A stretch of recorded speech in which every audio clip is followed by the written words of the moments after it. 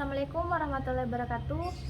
Izinkan saya memperkenalkan diri. Nama saya Anissa Putri Praistiwi, NIM 1900006080, Prodi Pendidikan Matematika. Saya di sini ingin mengulas materi mata kuliah Islam Interdisipliner dalam semester ini. Peserta didik dalam perspektif pendidikan Islam. Peserta didik itu adalah manusia yang memiliki fitrah atau potensi untuk mengembangkan diri. Sehingga ketika fitrah ini ditangani secara baik, maka sebagai aksesnya justru anak didik itu nantinya akan menjadi orang yang bertauhid kepada Allah Subhanahu wa taala. Sementara itu, dalam Undang-Undang Republik Indonesia Nomor 20 Tahun 2003 tentang Sisdiknas yang terdapat dalam bab 1 pasal 1 poin keempat dijelaskan bahwa peserta didik itu adalah anggota masyarakat yang berusaha mengembangkan potensi diri melalui proses pembelajaran yang tersedia pada jalur, jenjang, dan jenis pendidikan tertentu. Peserta didik dalam Islam adalah manusia dalam arti sempit dan semua makhluk dalam arti luas. Dan hakikat manusia itulah yang harus betul-betul untuk dipahami sehingga dalam menangani para peserta didik tidak terjadi kesalahan yang pada akhirnya akan membawa dampak negatif di kemudian hari. Namun, dalam arti khusus peserta didik adalah seluruh al-insan, al-bashar, dan Bani Adam yang sedang berada dalam proses perkembangan menuju kepada kesempurnaan atau suatu kondisi yang dipandang sempurna, al-insan al-kamil. Peserta didik memang memiliki daya dan potensi untuk berkembang dan siap pula untuk dikembangkan. Tugas-tugas dan tanggung jawab peserta didik itu antara lain: 1. Sebelum memulai aktivitas pembelajaran, peserta didik harus terlebih dahulu membersihkan hati dari sifat yang buruk. Kedua, peserta didik belajar harus dengan maksud mengisi jiwanya dengan berbagai keutamaan untuk mendekatkan diri kepada Allah. Ketiga, bersedia mencari ilmu ke berbagai tempat jauh sekalipun. Keempat, tidak terlalu sering menukar guru dan hendaklah berpikir panjang sebelum menukar guru. Kelima, hendaklah menghormati guru, memuliakannya dan mengagungkannya karena Allah telah berupaya menyenangkan hatinya. Keenam, jangan merepotkan guru, jangan berjalan di hadapannya, jangan duduk di tempat duduknya, dan jangan mulai berbicara sebelum diizinkannya. Harus terlebih dahulu memberikan salam kepada guru. Ketujuh, jangan membukakan rahasia kepada guru atau meminta guru membukakan rahasia, dan jangan pula menipunya. Kedelapan, bersungguh-sungguh dan tekun dalam belajar.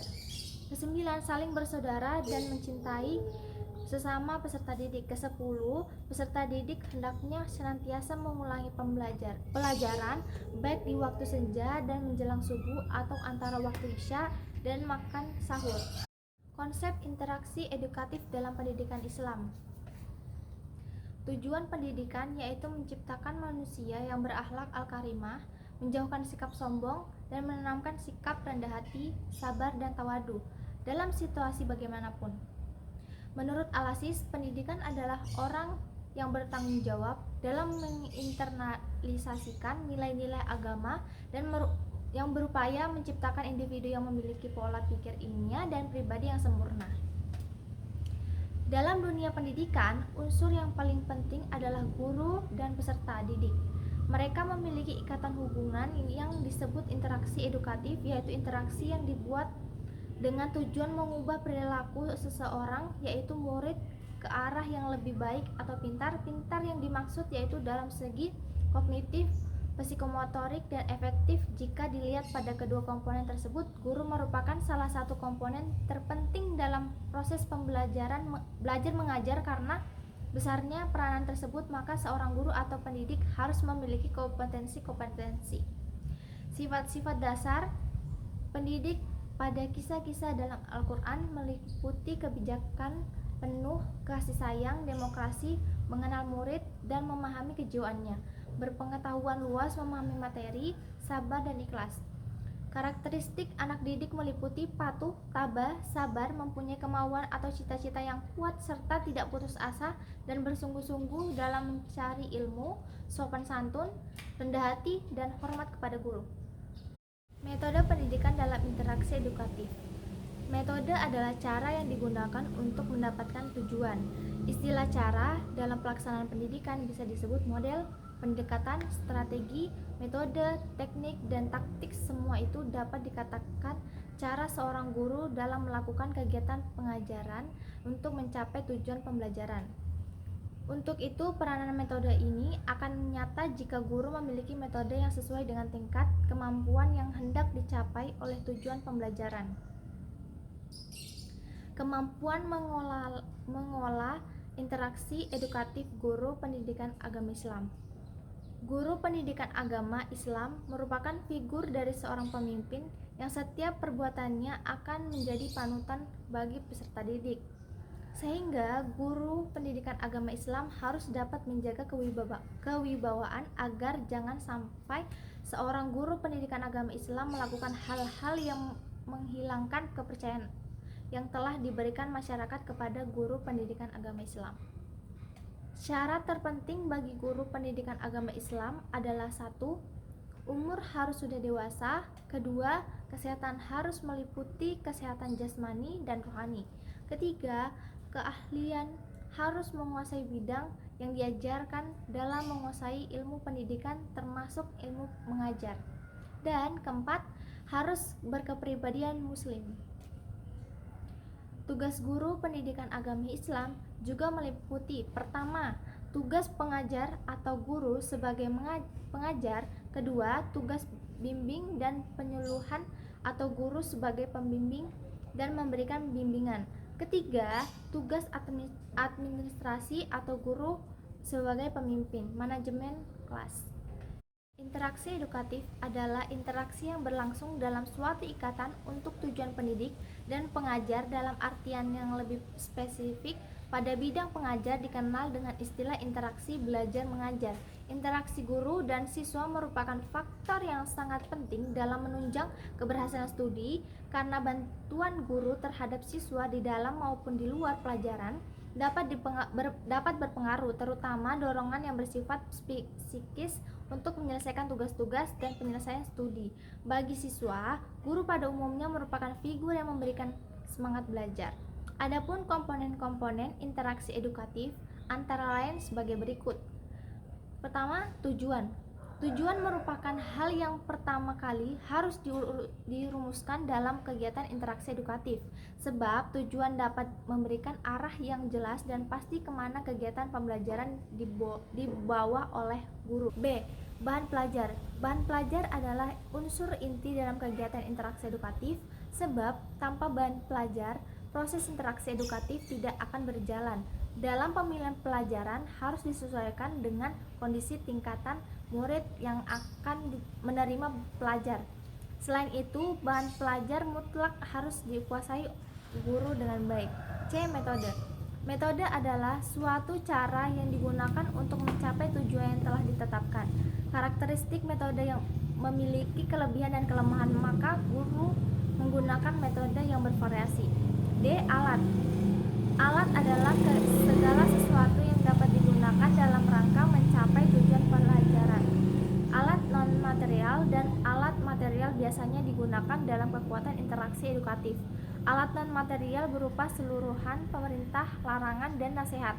Alat material berupa globe, papan tulis, batu kapur, gambar, diagram, dan video. E. Sumber. Sumber belajar dapat diperoleh di sekolah, di halaman, di pusat kota, di pedesaan, dan sebagainya. Pemanfaatan sumber pengajaran tergantung pada kreativitas guru, waktu, biaya, dan kebijakan-kebijakan lainnya. F. Evaluasi. Evaluasi adalah suatu kegiatan yang dilakukan untuk mendapatkan data tentang sejauh mana berhasil anak didik dalam belajar dan berhasilnya guru dalam mengajar. Hubungan materi dengan kasus yang terjadi di sekolah. Kekerasan yang terjadi di sekolah sangat dilarang, karena hal itu yang bertolak belakang terhadap norma-norma yang ada dalam dunia pendidikan, apalagi kekerasan yang dilakukan oleh guru terhadap seorang murid, di mana seorang guru adalah seorang pemimpin yang setiap perbuatannya akan menjadi panutan bagi peserta didik. Apabila guru berbuat yang kurang baik, bisa jadi hal tersebut juga dilakukan oleh anak didiknya. Maka dari itu, alangkah baiknya seorang guru selalu menunjukkan perilaku yang baik dan jangan sampai berbuat kekerasan kepada peserta didik. Menjadi seorang guru harus bisa sabar dan memberikan kasih sayang penuh kepada peserta didiknya. Kekerasan yang terjadi pada siswa di sekolah juga dapat mengakibatkan berbagai akibat yang diterima oleh siswa, yaitu A. Pada fisik, kekerasan secara fisik mengakibatkan organ-organ tubuh siswa mengalami kerusakan seperti memar, luka, dan lain-lain. B. Pada psikologis, trauma psikologis, rasa takut, rasa tidak aman, dendam, menurunnya semangat belajar, daya konsentrasi, kreativitas, hilangnya inisiatif, serta daya tahan atau mental siswa. Menurunnya rasa percaya diri, inferior, stres, depresi, dan sebagainya. Dalam jangka panjang, dampak ini bisa terlihat dari penurunan prestasi, perubahan perilaku yang menetap. C.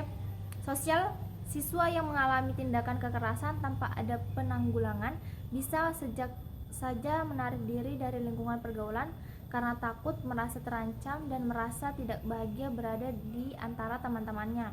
Mereka juga menjadi pendiam, sulit berkomunikasi baik dengan guru maupun dengan sesama teman. Bisa jadi mereka jadi sulit mempercayai orang lain dan semakin menutup diri dari pergaulan. Selanjutnya saya akan membahas tentang konsep umum pendidikan dalam Islam. 1.